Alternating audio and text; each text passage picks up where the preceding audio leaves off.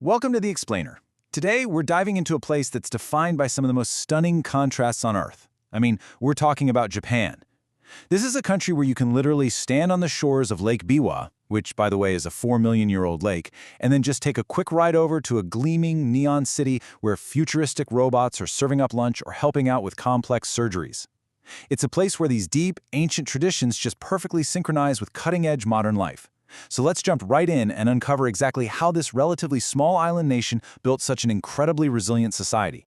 To decode this Japanese miracle, we'll be looking at 4 core pillars today: the art of survival, the roots of everyday technology, secrets to a long life, and finally, a culture of discipline. Now, check out this number, 37 million. That is the population of the greater Tokyo area right now. It's absolutely massive, making it one of the largest urban areas on the entire planet. But seeing a number like that immediately sparks a question, doesn't it? How on earth does a highly vulnerable island nation, totally surrounded by water and natural threats, manage that kind of extreme density so successfully? Well, that brings us to Section 1, the art of survival, and how they thrive on the Ring of Fire. Get this, an astonishing 70% of Japan's land is just completely covered in rugged mountains and thick forests. That leaves less than 30% as actual habitable plains.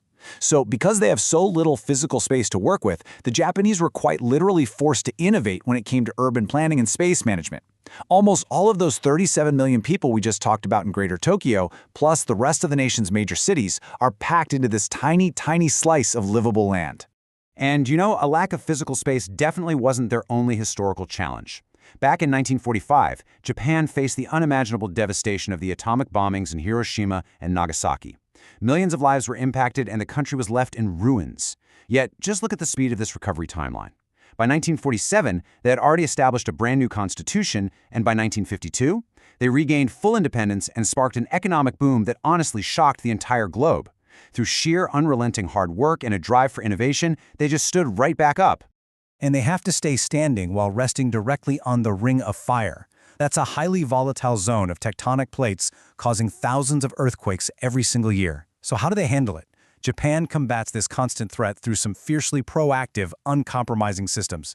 We're talking earthquake-proof buildings. Some of these structures literally have highways passing right through them just to save space. On top of that, there are mandatory disaster drills in schools and offices, and they use an incredibly advanced national tsunami warning system. They don't just survive the Ring of Fire, they completely out-engineer it. Moving on to Section 2, Roots of Everyday Technology, from ancient spirits to modern robotics. This is such a beautiful juxtaposition. On one side, you've got Shinto, which is Japan's oldest religion. It holds this really deep reverence for nature, believing that spirits actually reside within the mountains, the rivers, and the trees. But then, on the flip side, you have futuristic robotics. Japan is a massive pioneer in factory automation, AI caregivers for the elderly, and even robots used in JAXA's space missions. It's like they've somehow managed to perfectly harmonize this deeply spiritual respect for the ancient natural world with a full-throttle embrace of cutting-edge tech. Here is another staggering number for you, 320. That is the maximum speed in kilometers per hour of the Shinkansen, Japan's world-famous bullet train. It is a total marvel of safety and engineering, letting you zip between major cities in the blink of an eye. It perfectly illustrates their absolute mastery over time and distance. But what happens when you master distance, but you completely run out of space? Well, you get wild innovations like the Capsule Hotel. If you haven't seen one, it's this highly efficient mini hotel featuring small, essentially bed-sized rooms that just have the bare essentials. A TV, AC, some lights, and power sockets. If you don't mind cozy spaces, it's honestly an incredible architectural solution that was directly birthed from those tight geographical constraints we talked about earlier. It's affordable, it's comfortable, and it's a perfect example of turning a major limitation into a world-famous solution. And hey, speaking of efficiency, you really can't talk about Japan without mentioning the vending machines. They are literally on almost every single street corner. And why does this matter? Well, because they sell absolutely everything, from hot meals to clothes and cosmetics, and they are open 24/7. This perfectly caters to a culture that heavily values punctuality. A highly disciplined workforce simply doesn't have to waste time detouring to a store. They can just grab what they need instantly and keep moving. Now, this obsession with streamlining everyday life certainly didn't stay within Japan's borders. Think about the electric rice cooker, the Sony Walkman, Blu-ray discs, or even plasma and LCD TVs. These are all Japanese innovations. By focusing intensely on making daily tasks easier and entertainment way more accessible, Japanese engineers have quietly revolutionized and streamlined modern life for all of us across the entire globe. All of this technological prowess is exactly what fuels the world's fourth largest economy.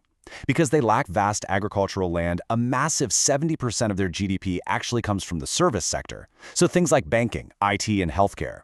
The remaining 30%? That's their powerhouse industrial sector, which is constantly pumping out high-quality cars, electronics, and heavy machinery.